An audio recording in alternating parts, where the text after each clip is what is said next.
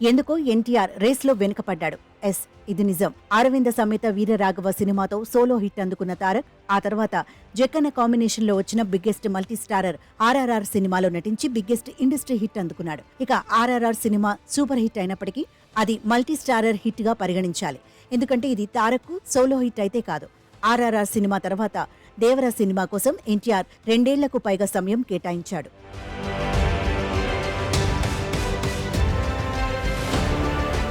ఆర్ఆర్ఆర్ సినిమాతో global image దక్కించుకున్న ఎన్టీఆర్ ఇక అదే ఇమేజ్ ని కంటిన్యూ చేయాలనే ఆలోచనతో తన నెక్స్ట్ సినిమా విషయంలో చాలా జాగ్రత్తగా వ్యవహరించి కొరటాల శివతో చేతులు కలిపాడు. కొరటాల శివాది ఎన్టీఆర్ది హిట్ కాంబినేషన్. వీరిద్దరి కాంబినేషన్లో సెకండ్ సినిమా కావడంతో ప్రేక్షకుల్లో ఈ సినిమా మీద భారీ అంచనాలున్నాయి. ఇక కొరటాలకు ఆచార్య రిజల్ట్ భారీ షాక్ ఇచ్చింది.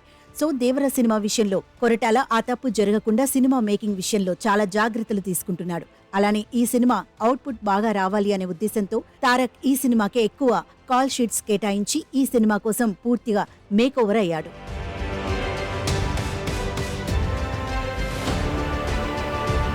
ఇక సోషల్ మీడియాలో మక్కల్ సెల్వన్, విజయ్ సేతుపతి, యంగ్ టైగర్ ఎన్టీఆర్ మధ్య ఓ ఇష్యూ ఇప్పుడు పెద్ద చర్చనీయాంశంగా మారింది.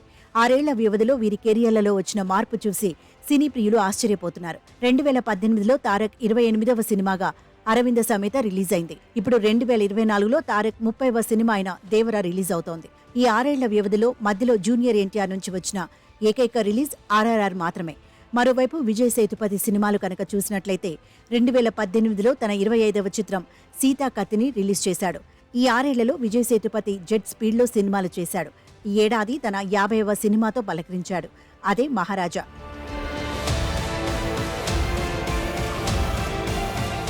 తమిళ star hero Vijay Sethupathi lead రోల్లో తెరకెక్కిన మహారాజా సినిమా బాక్సాఫీస్ వద్ద దూసుకుపోతోంది. ఈ చిత్రం తమిళ, తెలుగు భాషల్లో ఒకేసారి రిలీజ్ అయింది. ఈ చిత్రం మంచి టాక్ తెచ్చుకుని బాక్సాఫీస్ దగ్గర కలెక్షన్స్ కురిపిస్తోంది. సోలో హీరోగా విజయ్ సేతుపతికి చాన్నాళ్ల తర్వాత బిగ్గెస్ట్ సూపర్ హిట్ దక్కింది. సినిమా రిజల్ట్స్ తో పని లేకుండా విజయ్ సేతుపతి గ్యాప్ లేకుండా సినిమాలు చేసుకుంటూ ముందుకు వెళుతున్నాడు.